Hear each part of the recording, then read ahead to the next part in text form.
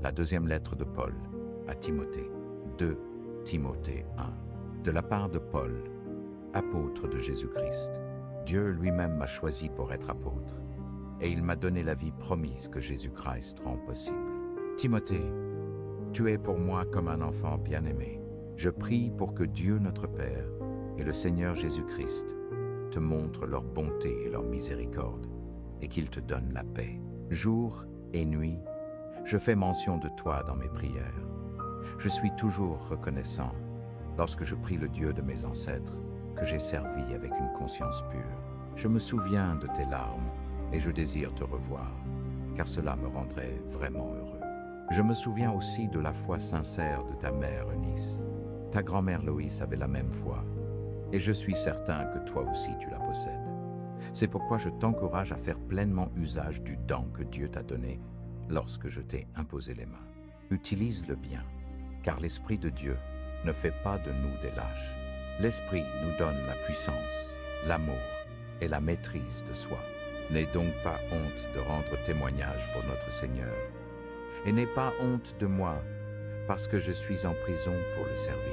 Par la puissance qui vient de Dieu, joins-toi à moi pour souffrir, en annonçant la bonne nouvelle. Dieu nous a sauvés et nous a choisis pour être son peuple saint.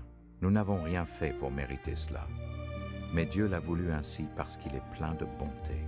Avant même le commencement du temps, Dieu avait décidé que Jésus-Christ nous montrerait sa bonté. Maintenant, Jésus-Christ est venu nous révéler la bonté de Dieu. Le Christ, notre Sauveur, a vaincu la mort et nous a apporté la bonne nouvelle. Elle brille comme une lumière et offre une vie qui ne finit jamais. Mon travail est d'être prédicateur, apôtre et enseignant. C'est pour cela que je souffre, mais je n'en ai pas honte. Je connais celui en qui j'ai mis ma foi, et je suis certain qu'il est capable de garder jusqu'au dernier jour ce qu'il m'a confié. Suis l'exemple du bon enseignement que je t'ai donné, et prends pour modèle la foi et l'amour de Jésus-Christ. Un trésor merveilleux t'a été confié. Garde-le avec l'aide du Saint-Esprit qui habite en toi. Tu sais que tous ceux qui sont en Asie se sont détournés de moi, en particulier Phygèle et Hermogène. Je prie pour que le Seigneur soit bon envers la famille d'Onésiphore. Il m'a souvent réconforté et n'a pas eu honte de moi lorsque j'ai été mis en prison. Lorsqu'il est arrivé à Rome, il m'a cherché partout jusqu'à ce qu'il me trouve. Je prie pour que le Seigneur Jésus demande à Dieu de faire miséricorde à Onésiphore au jour du jugement. Tu sais combien il m'a aidé à Éphèse. 2 Timothée 2. Timothée, mon enfant, Jésus-Christ est plein de bonté et tu dois le laisser te rendre fort. Tu m'as souvent entendu enseigner.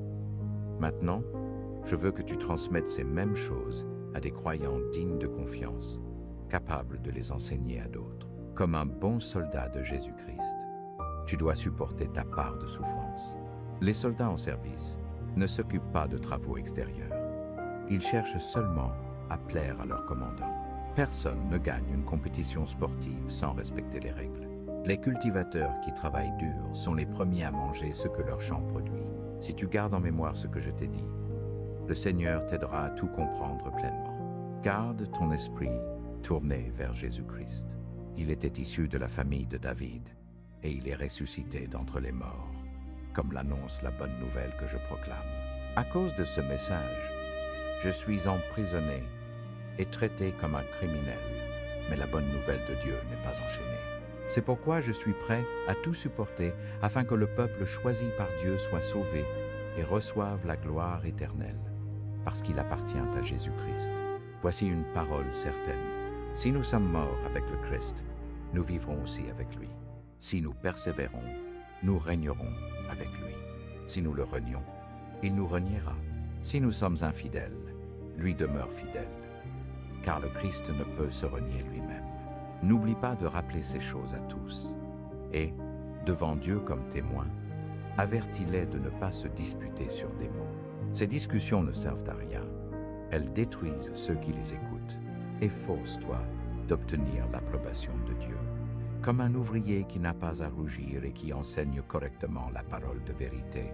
Évite les discours vains et inutiles, car ils éloignent toujours plus de Dieu.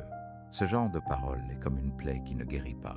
Hyménée et Philette parlent de cette manière en affirmant que la résurrection a déjà eu lieu. C'est faux. Et cela détruit la foi de certains. Mais le fondement posé par Dieu est solide. Il est écrit dessus que le Seigneur connaît ceux qui lui appartiennent. Ainsi, tous ceux qui invoquent le nom du Seigneur doivent se détourner du mal.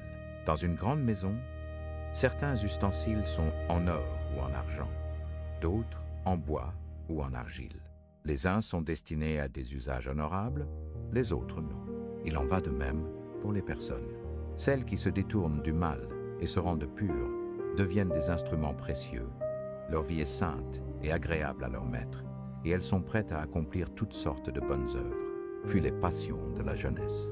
Recherche toujours la justice, la foi, l'amour et la paix. Avec ceux qui invoquent le Seigneur d'un cœur pur, évite les discussions stupides et insensées. Elles ne produisent que des conflits.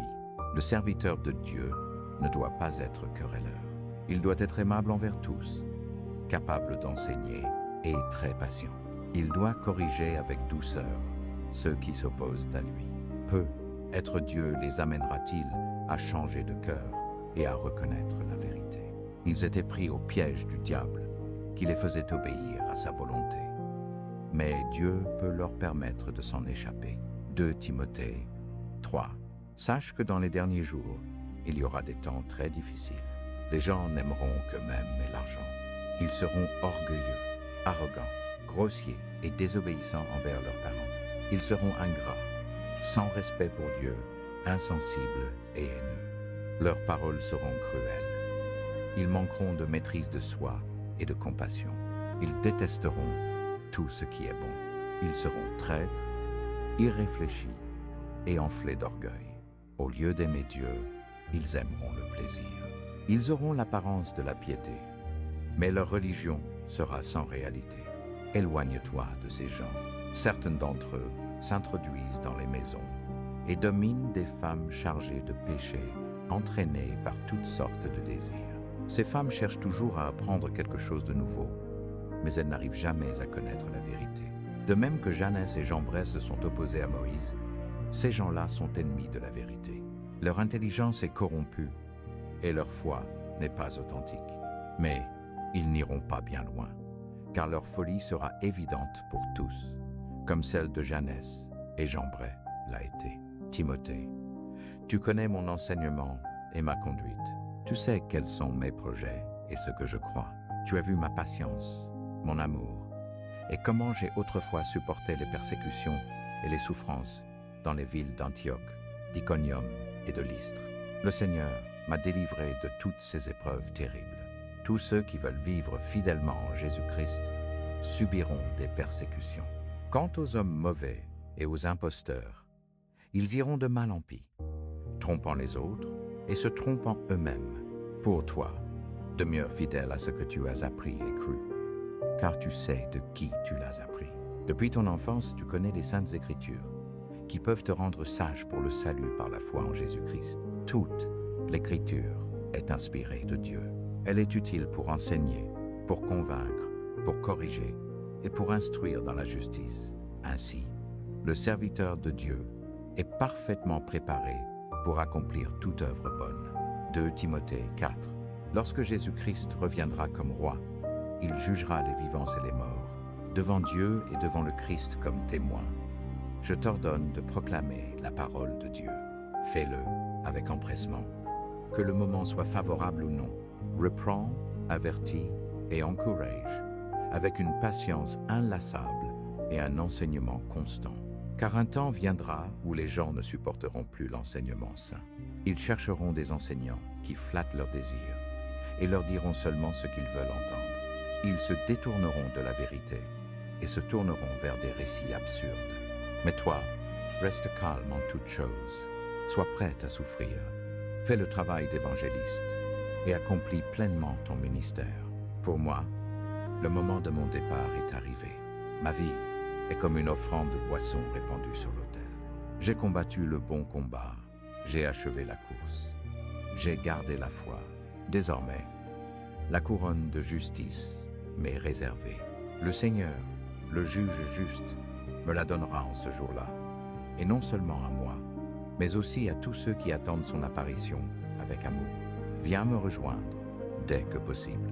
Démas m'a abandonné par amour pour le monde présent et est parti pour Thessalonique. Crescens est allé en Galatie et Tite en Dalmatie. Luc seul est resté avec moi. Prends Marc et amène-le avec toi, car il m'est très utile pour le service. J'ai envoyé Tychik à Éphèse. Quand tu viendras, apporte le manteau que j'ai laissé à Troas chez Carpus, et n'oublie pas les livres, surtout les parchemins. Alexandre, le forgeron, m'a causé beaucoup de tort. Le Seigneur lui rendra selon ses œuvres. Garde-toi aussi de lui, car il s'est vivement opposé à notre message. Lors de ma première défense, personne ne m'a assisté. Tous m'ont abandonné. Que cela ne leur soit pas imputé. Mais le Seigneur s'est tenu à mes côtés et m'a fortifié, afin que le message soit pleinement proclamé et entendu par toutes les nations. Ainsi j'ai été délivré de la gueule des lions. Le Seigneur me délivrera de toute œuvre mauvaise et me conduira sain et sauf dans son royaume céleste. À lui soit la gloire au siècle des siècles. Amen. Salut Prisca et Aquilas, ainsi que la famille d'Onésiphore. Éraste est resté à Corinthe et j'ai laissé Trophime malade à Milet. Fais tout ton possible pour venir avant l'hiver. Eubulus, Pudens, Linus, Claudia et tous les frères te saluent. Que le Seigneur soit avec ton esprit. Que sa grâce soit avec vous.